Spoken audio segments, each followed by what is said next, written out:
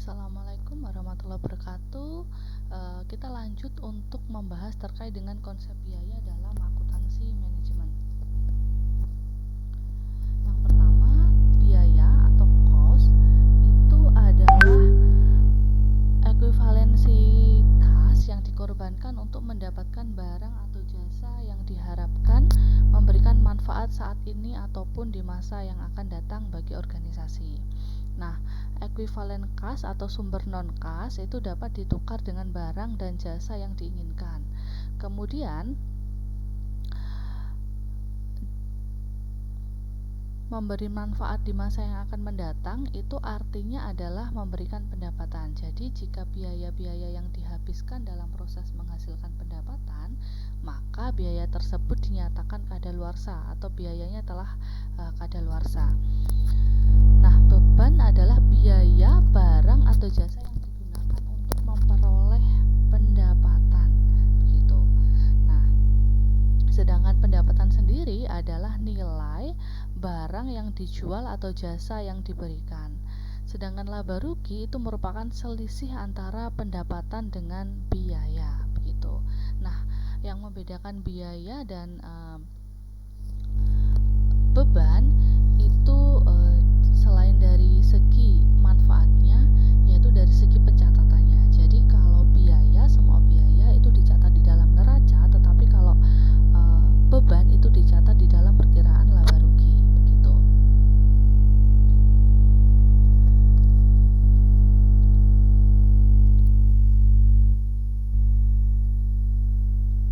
Oke, kemudian ada klasifikasi dari biaya. Yang pertama ada ketelusuran biaya, yang di mana ada biaya langsung dan biaya tidak langsung. Kemudian di perilaku biaya ini ada yang namanya biaya tetap dan biaya variabel. Kemudian ada biaya campuran. Selanjutnya di fungsi pokok perusahaan ada biaya produksi, ada biaya pemasaran, biaya administrasi dan umum. Kemudian di elemen biaya produksi itu ada bahan baku, tenaga kerja langsung, dan biaya overhead pabrik. Nah, biaya produksi itu hubungannya dengan kegiatan produksi atau pengolahan bahan baku hingga menjadi produk selesai. Nah, biaya produksi itu dapat digolongkan dalam biaya bahan baku, biaya tenaga kerja, dan biaya overhead pabrik. Gitu. Selanjutnya ada biaya pemasaran.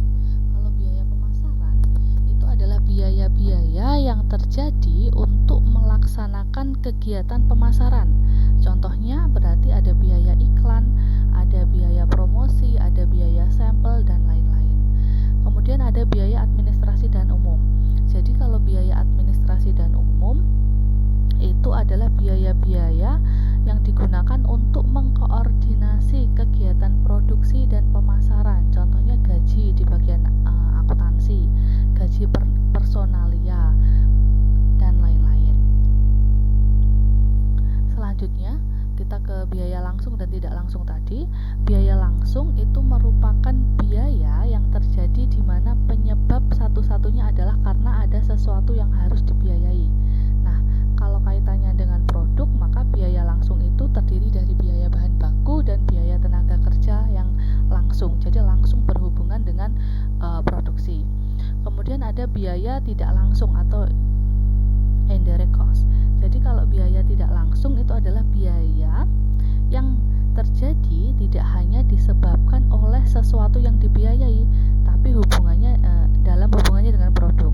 Nah, biaya tidak langsung itu dikenal dengan biaya overhead pabrik, misalnya biaya satpam dan biaya CS dan lain-lain. Itu kan tidak langsung berhubungan dengan produksi, begitu. Baik, kemudian biaya tetap.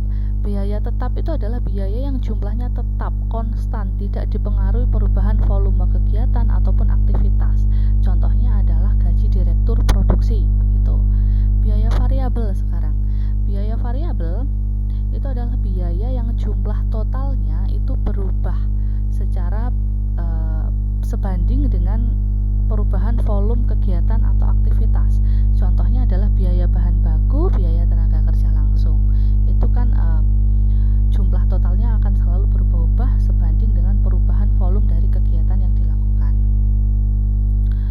Kemudian biaya campuran atau biaya semi itu ada dua, yaitu biaya semi variabel dan biaya semi fix. Jadi kalau biaya semi variabel itu adalah biaya yang jumlah totalnya berubah tidak sebanding dengan perubahan volume kegiatan. Biaya semi variabel ini mengandung unsur biaya tetap dan biaya variabel. Misalnya biaya listrik yang digunakan. Kemudian ada biaya semi fix.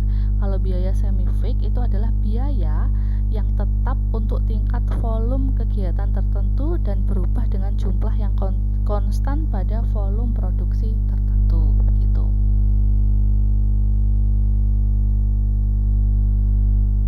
Oke, kemudian tadi ini ada elemen biaya produksi, ada bahan baku, tenaga kerja langsung, dan biaya overhead pabrik. Biaya overhead pabrik ini hubungannya dengan biaya tidak langsung atau indirect cost gitu.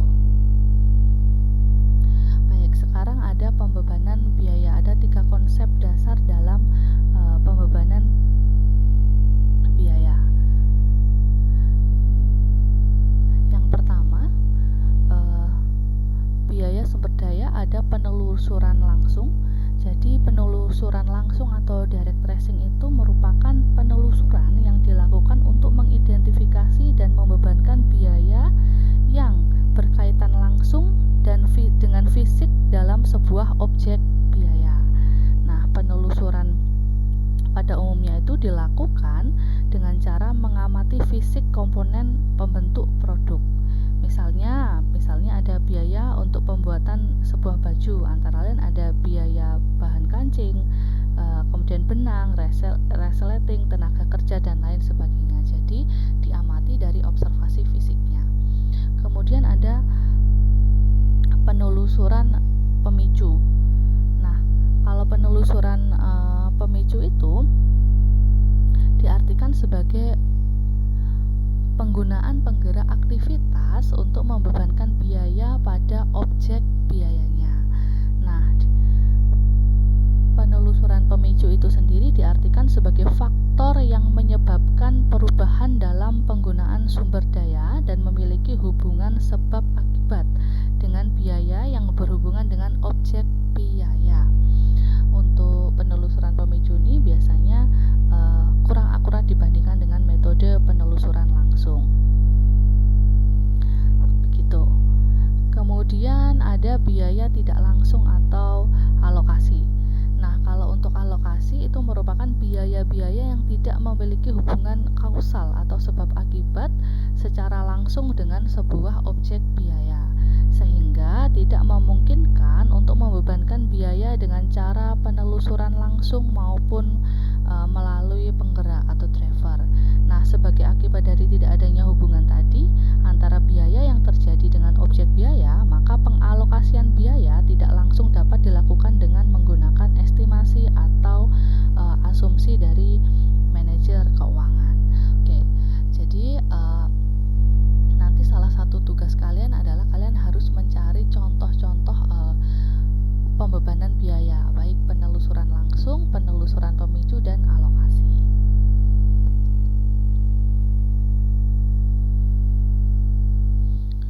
Kemudian ada penentu pemicu biaya. Oke.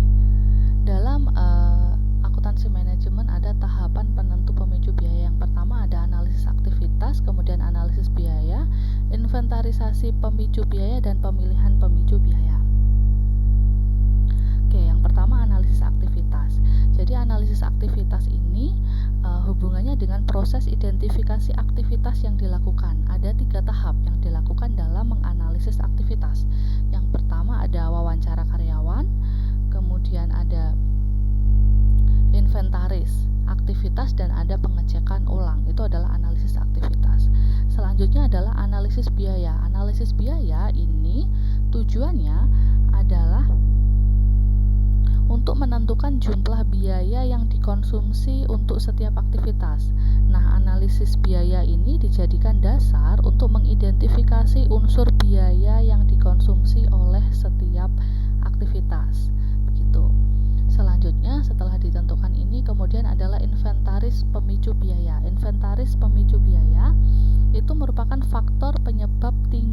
rendahnya konsumsi biaya oleh suatu aktivitas.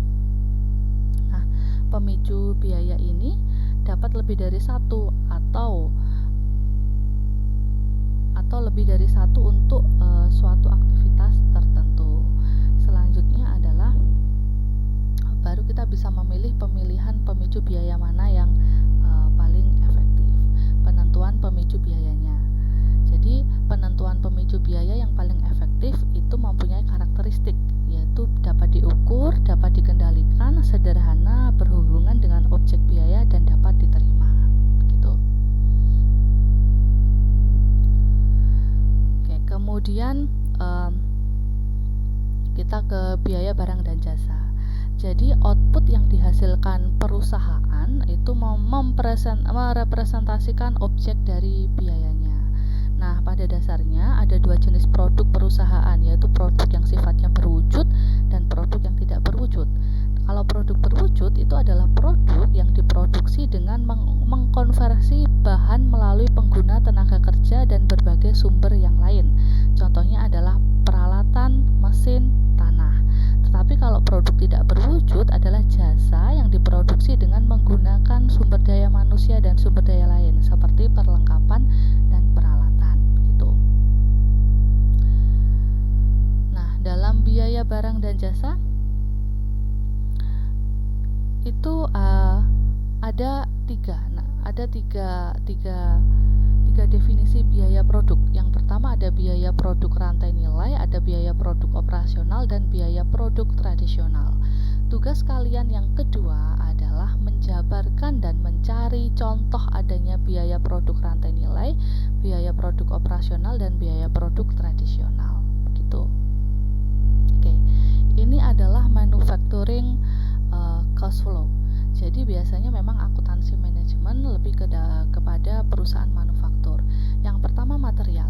Material itu dibedakan menjadi ada material langsung direct material, ada indirect material. Material yang sifatnya adalah direct material atau material langsung, maka itu langsung masuk ke work in process, diolah work in process, kemudian ini masuk ke dalam finish of goods sold, finish good, kemudian akan menjadi cost of goods sold. Begitupun dengan labor pun ada yang direct labor, ada yang indirect labor. Jadi yang sifatnya adalah direct atau langsung itu masuk ke work in process, kemudian di finish menjadi produk, dan kemudian cost of goods sold. Gitu. Work in process itu terdiri dari direct material dan direct labor. Tetapi ada juga yang namanya indirect labor dan indirect material. Nah, indirect material dan indirect labor ini maka disebut dengan namanya overhead atau biaya overhead. Gitu. Indirect material, misalnya kalau kalian mau membuat kue, berarti direct materialnya itu ada tepung, kemudian ada keju, kemudian ada susu dan lain-lain. Tapi kalau indirect materialnya misalnya kemasannya, bungkusnya, pitanya, itu indirect material. Begitupun dengan labor. Labor misalnya kalau di perusahaan kue, begitu indirect labornya, direct labornya adalah si pembuat kue, kokinya atau apa. Tapi indirect labornya contohnya adalah satpam, kemudian bagian keuangannya dan lain-lain. Gitu. Baik, ini adalah aliran biaya dan klarifikasinya dalam perusahaan manufaktur. Jadi pembelian bahan baku yang pertama, pembelian bahan baku itu biaya-biaya pembelian bahan baku itu masuknya ke dalam neraca, di mana pencatatannya sebagai persediaan bahan mentah. Oke, kemudian dari persediaan bahan mentah tadi, jika sudah diolah menjadi langsung masuk ke dalam produksi, maka menjadi yang namanya persediaan barang dalam proses. Nah, persediaan barang dalam proses itu juga melibatkan adanya tenaga kerja langsung. Nah, kemudian persediaan barang dalam proses itu kalau sudah diolah lagi menjadi barang jadi, maka disebutnya adalah persediaan barang jadi, yang mana persediaan barang jadi ini yang akan kita masukkan ke dalam laporan laba rugi, yaitu laporan harga pokok penjualannya. begitu.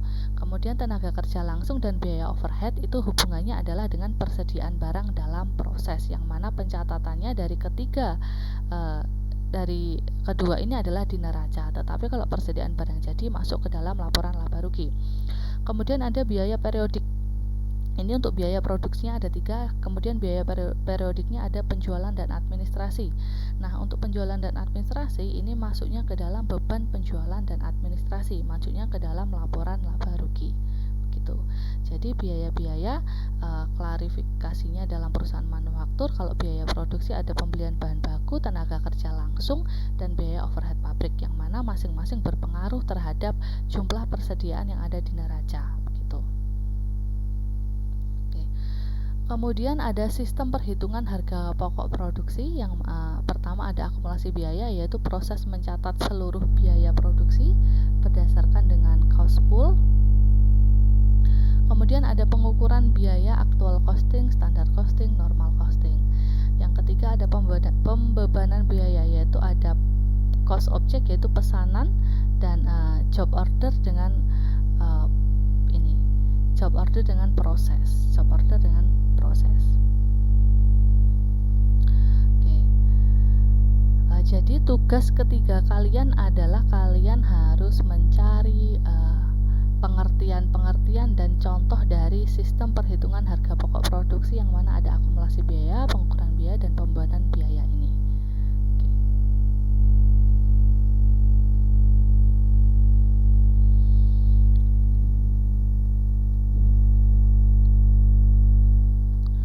Jadi costing system tadi, pembebanan biaya ini costing objeknya ada pesanan produk, dan costing sistemnya ada job order dan proses, yang mana ini dijabarkan seperti ini dan ini. Tugas keempat kalian harus mencari costing system, apa sih job order dan apa sih proses, begitu.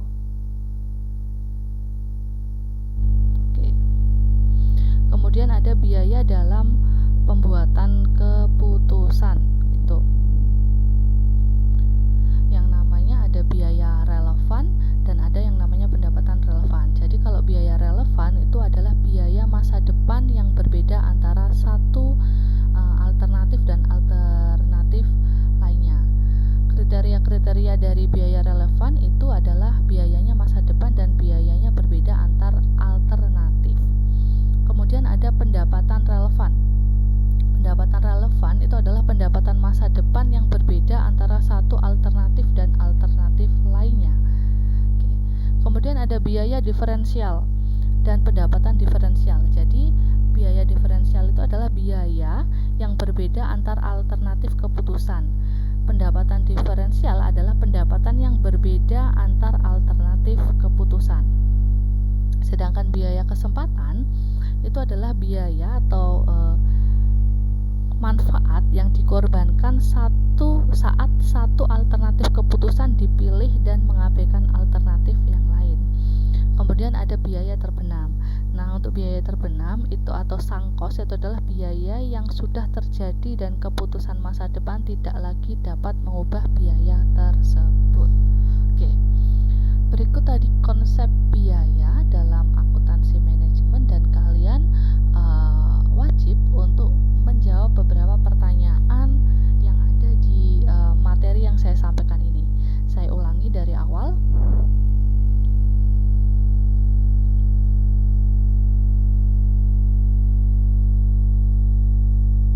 Kalian yang pertama tadi tugasnya adalah kalian harus mencari pengertian maupun sumber-sumber acuan dan contoh-contoh dari biaya produk rantai nilai, biaya produk operasional, dan biaya produk tradisional. Selanjutnya, kalian juga harus mencari pengertian-pengertian, mencari contoh-contoh dari sistem perhitungan harga pokok produksi, yang mana ada seluruh ini, ada akumulasi biaya, pengukuran biaya, ada pembebanan biaya. Dan yang terakhir, yang keempat, kalian harus mencari costing system, apa itu job order, apa itu proses, beserta dengan contohnya. Dan yang terakhir, kalian harus mencari contoh-contoh dari